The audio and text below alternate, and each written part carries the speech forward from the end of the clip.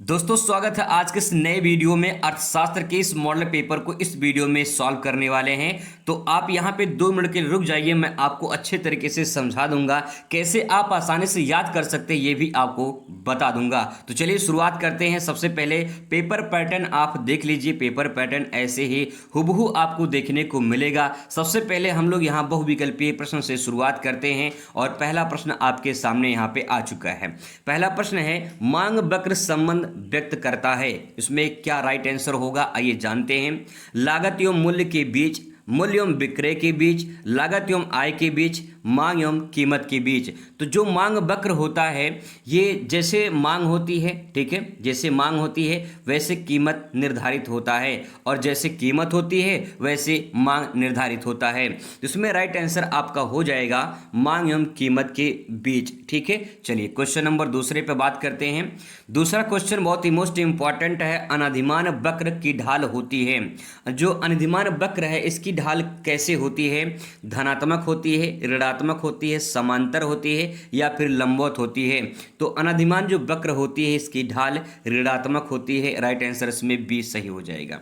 आगे बात करते हैं क्वेश्चन नंबर थर्ड की। क्वेश्चन नंबर थर्ड कह रहा है, निम्नलिखित में से कौन सा वक्र का आकार आयताकार और अति परवलय के प्रकार का होता है? औसत स्थिर लागत वक्र, या फिर कुल स्थिर लागत वक्र, या फिर कुल परिवर्तनशील लागत वक्र, या फिर औसत परिवर्तन लागत वक्र। तो तीसरे का राइट आंसर क्या हो जाएगा? तीसरे का राइट आंसर इसमें हो जाएगा औसत स्थिर लागत वक्र। इसको AFC के नाम से जानते हैं शॉर्ट फॉर्म में, ठीक है। औसत स्थिर लागत वक्र सही हो जाएगा। क्वेश्चन नंबर आते हैं चौथे पर। चौथा क्वेश्चन कह रहा है, पैमाने का प्रतिफल संबंधित है। पैमाने का जो प्रतिफल है वो किससे संबंधित है? अल्पकाल से, अति अल्पकाल से, दीर्घकाल से, उपयुक्त में से कोई नहीं। इसमें जवाब क्या होगा? चौथे का राइट आंसर इसमें हो जाएगा आपका दीर्घकाल से, ठीक है। इसमें राइट आंसर आपका ये सही हो जाएगा। बात करते हैं क्वेश्चन नंबर 5। 5 नंबर क्वेश्चन कह रहा है, निम्नलिखित में से कौन सा पूर्ण प्रतियोगिता के अंतर्गत कीमत निश्चित करता है?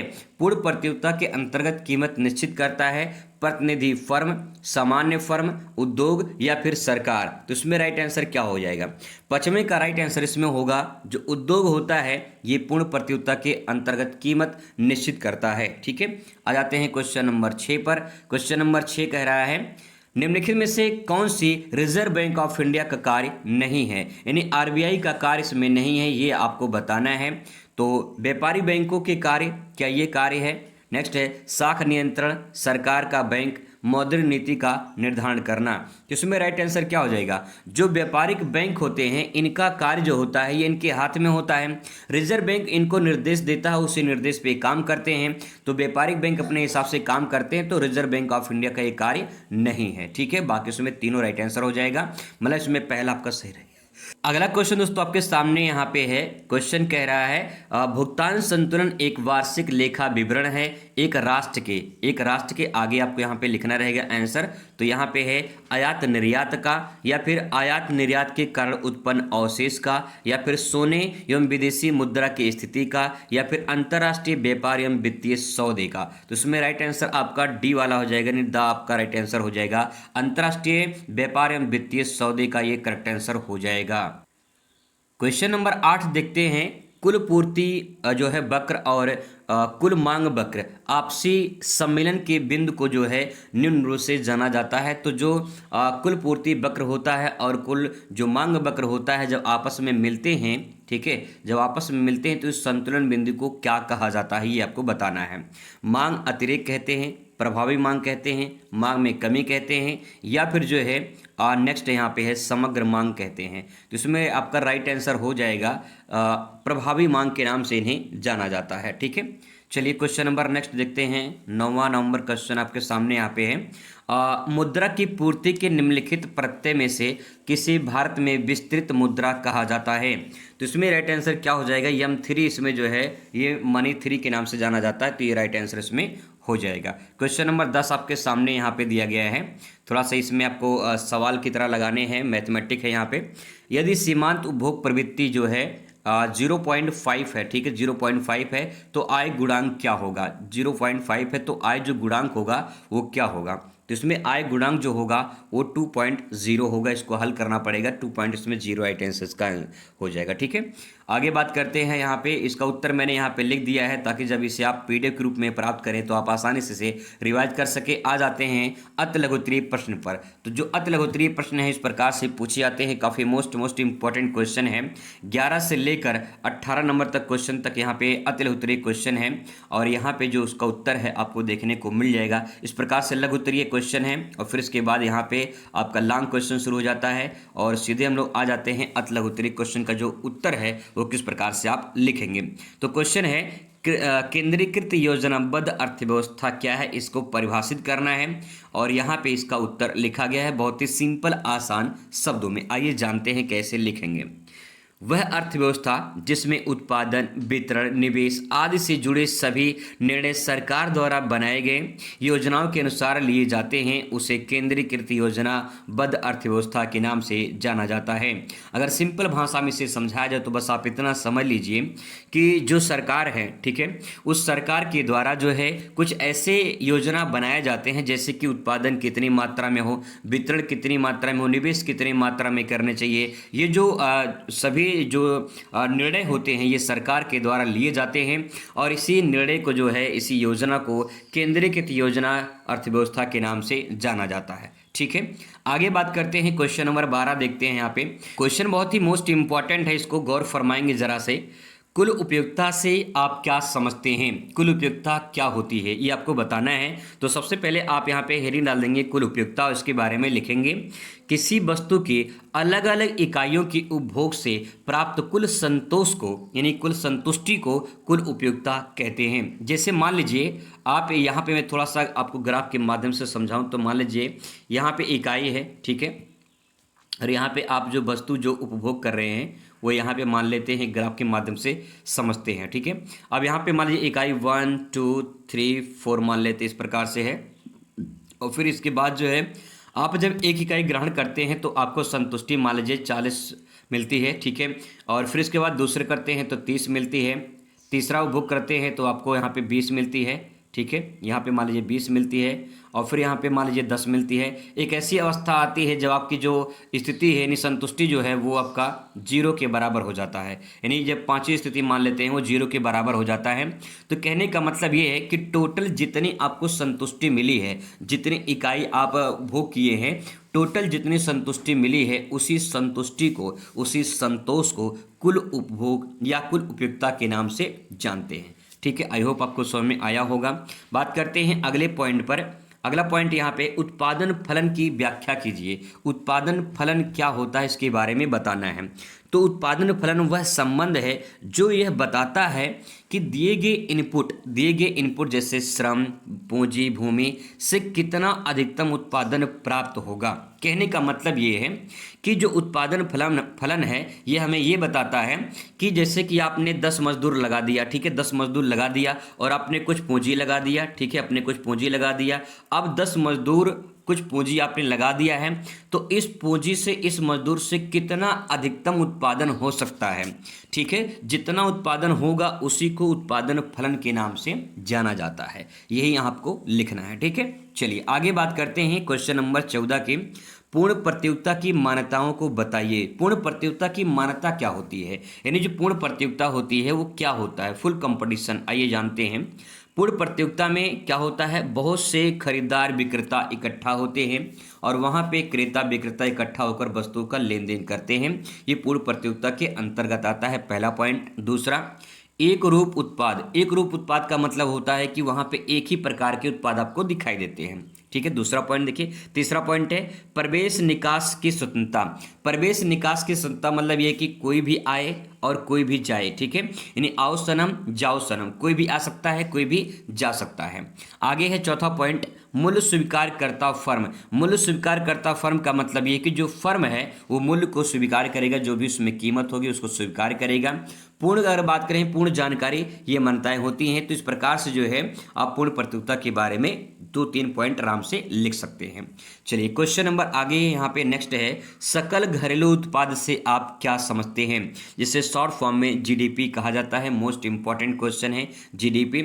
एक वर्ष में देश के सीमाओं के भीतर उत्पादित सभी वस्तुओं और सेवाओं के मूल्य को कुल मूल्य को जीडीपी यानी सकल घरेलू उत्पाद कहा जाता है। इस परिभाषा को आप ऐसे भी समझ सकते हैं कि किसी भी एक देश में, ठीक है, किसी भी एक देश में, किसी भी एक वर्ष में, किसी भी एक देश में और किसी भी एक वर्ष में, ठीक है, एक वर्ष में जितने भी वस्तुओं और सेवाओं का उत्पादन होता है, वस्तुओं और सेवाओं का उत्पादन होता है, इन सबके मौद्रिक मूल्य के जोड़ को, इन सबके मौद्रिक मूल्य के जोड़ को सकल घरेलू उत्पाद कहते हैं। सिंपल परिभाषा, एक देश में एक वर्ष में, एक देश में एक वर्ष में जितनी वस्तुओं और सेवाओं का उत्पादन होता है, उन सभी के मौद्रिक जो मूल्य होता है, टोटल जो मूल्य होता है, उसी को सकल घरेलू उत्पाद के नाम से जाना जाता है, जीडीपी के नाम से जाना जाता है। ठीक है, चलिए आई होप आपको समझ में आया होगा। ठीक है, बात करते हैं यहाँ पे उपभोग फलन। अभी हम लोगों ने यहाँ पे देखा था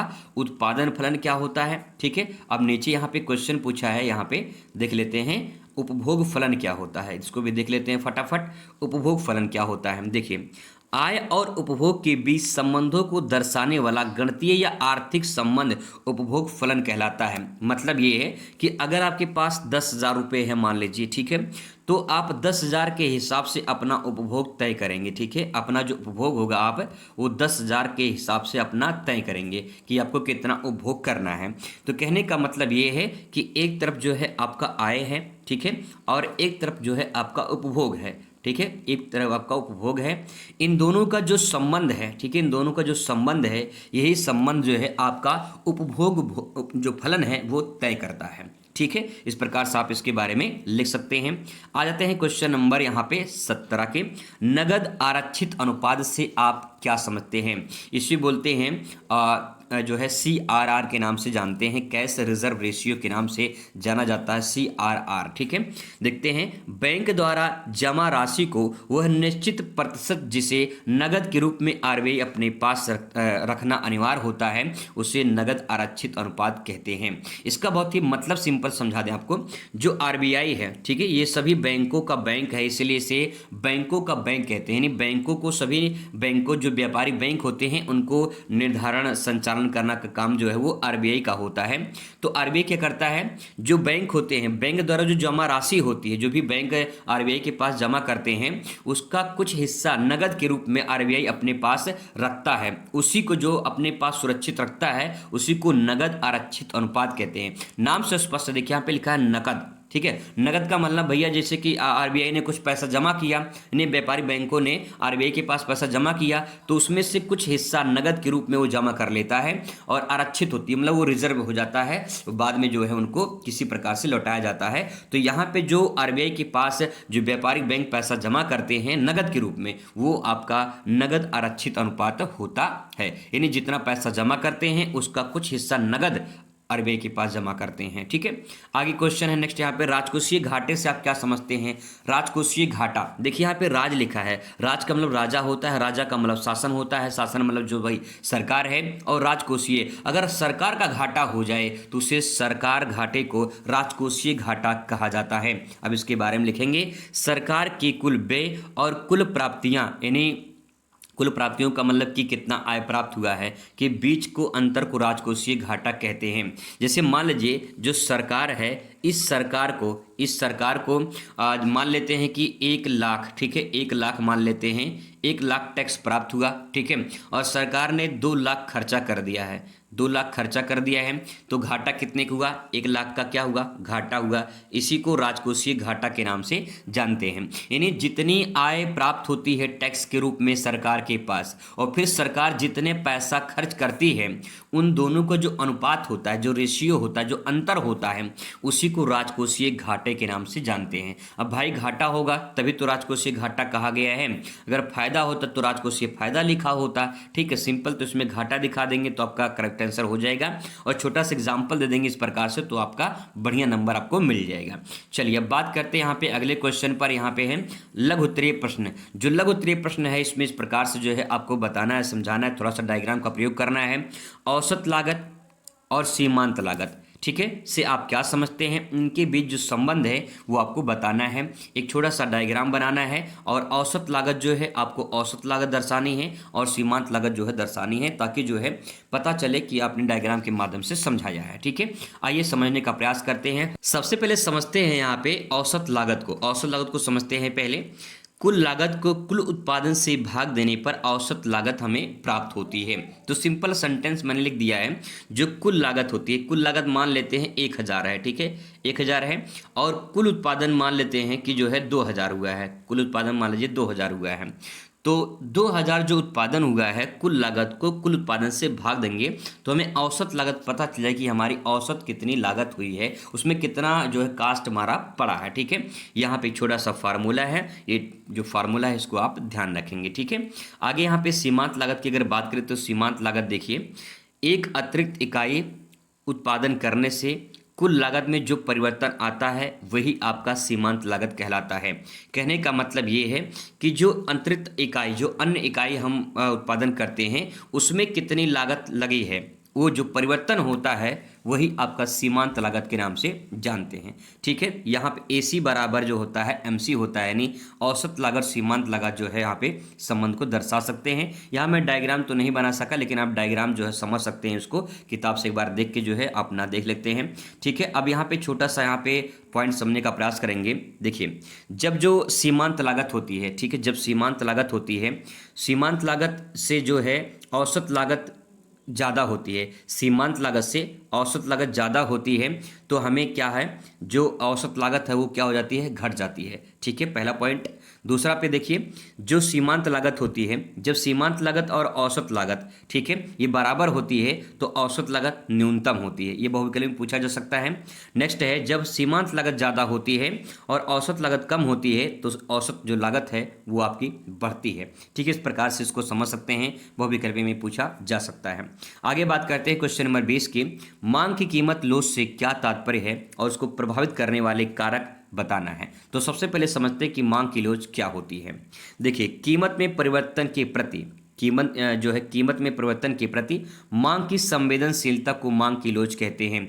ऐसे समझ में नहीं आएगा, आइए इसको समझने का प्रयास करते हैं। इस प्रकार से यहाँ पे प्रभावित करने वाले कारक देख सकते हैं। जो वस्तु की प्रकृति होती है, जो आवश्यक होती है, जो विलासिता वस्तुएं होती हैं, उसमें पहला कारक हो जाएगा कि जो वस्तुएं होती हैं किस प्रकार से होती हैं। यानी कीमत जो निर्धारित होती है वो वस्तु के आधार पर होती है। वस्तु अच्छी क्वालिटी की होगी तो कीमत भी अच्छी मिलेगी, और वस्तु अगर घटिया होगी तो जो है कीमत घटिया भी मिलेगी। ठीक है, पहला पॉइंट। दूसरा है विकल्प वस्तुओं की उपलब्धता। यानी मान लीजिए अगर चाय है, ठीक है, अगर चाय है और कॉफ़ी है, तो यहाँ पे कॉफ़ी एक विकल्प है कि अगर चाय नहीं मिलता है तो कॉफ़ी पी सकते हैं, और अगर कॉफ़ी नहीं मिलता है तो चाय पी सकते हैं। ये उपलब्ध, यानी विकल्प के रूप में एक वस्तु उपलब्ध होता है जिससे कीमत जो है वो परिवर्तन होता है। ठीक है, नेक्स्ट है आय का अनुपात। आय का अनुपात भी कीमत के परिवर्तन को निर्धारित करता है। किसी की आय 10,000 है और किसी की आय जो है 1,00,000 है, तो इसका मतलब ये है कि यहाँ पे जो कीमत है वो अनुपात में भी निर्भर करता है। नेक्स्ट है समयावधि। समयावधि का मतलब ये है कि जैसे जैसे समय जो है बीतता है वो क्वालिटी जो होती है धीरे धीरे कम होती चली जाती है, उसकी कीमत भी घटती चली जाती है। तो इस प्रकार के समयावधि भी इसमें जो कीमत होती है उसको परिवर्तन करती है।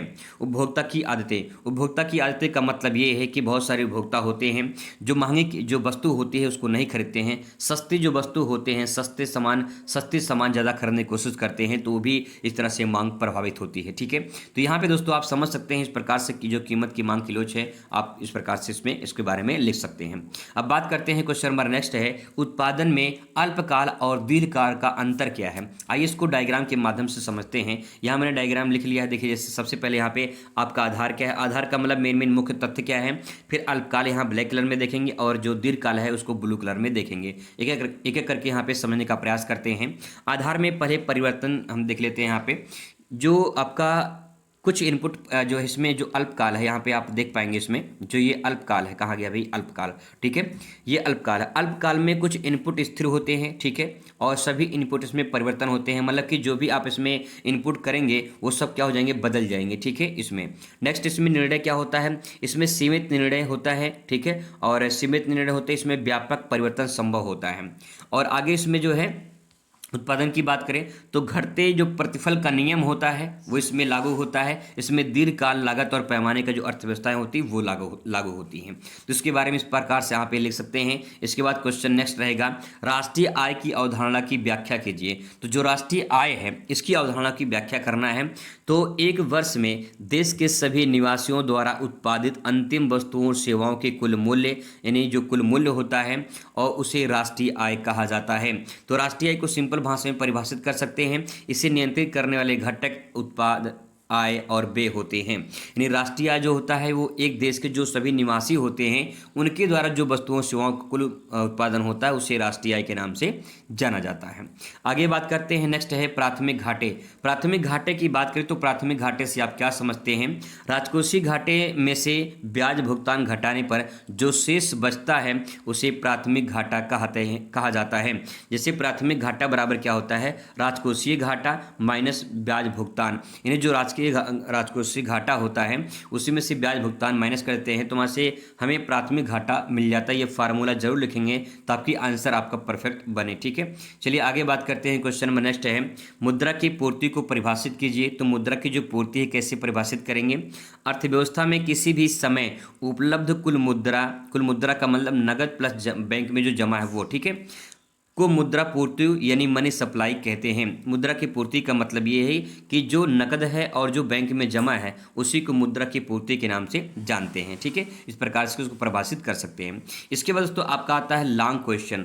लॉन्ग क्वेश्चन में कौन कौन से क्वेश्चन पूछे जा सकते हैं इसको एक बार देख लेते हैं। अगर लॉन्ग क्वेश्चन की बात करें तो यहाँ पे विस्तृत उत्तरीय जो प्रश्न है यहाँ पे देख पाएंगे।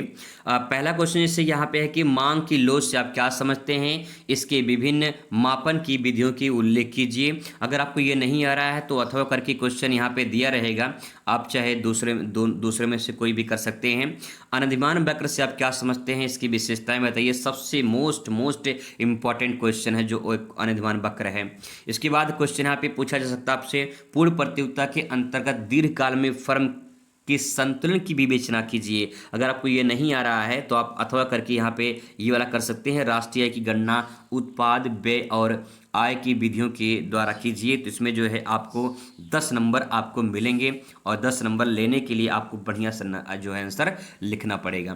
केंद्रीय बैंक की अवधारणा को स्पष्ट कीजिए। भारतीय रिजर्व बैंक के मुख्य जो कार्य हैं उसका वर्णन कीजिए। और फिर इसके बाद अथवा करके यहाँ पे क्वेश्चन पूछा है, स्थिर एवं लचीली विनिमय दर से आप क्या समझते हैं, इसके पक्ष और विपक्ष में तर्क दीजिए। जैसा क्वेश्चन पूछा गया है वैसा आपको आंसर देना है। तो इसका आंसर जो आप एक बार जरूर देख लीजिए, ठीक है, ताकि जो है आपकी तैयारी अच्छी खासी बन जाए। लॉन्ग क्वेश्चन मैं अगले वीडियो में लेकर आऊँगा ताकि जो आपकी तैयारी अच्छी खासी और हो जाए। मुलाकात करते किसी नई वीडियो में। Thanks for watching.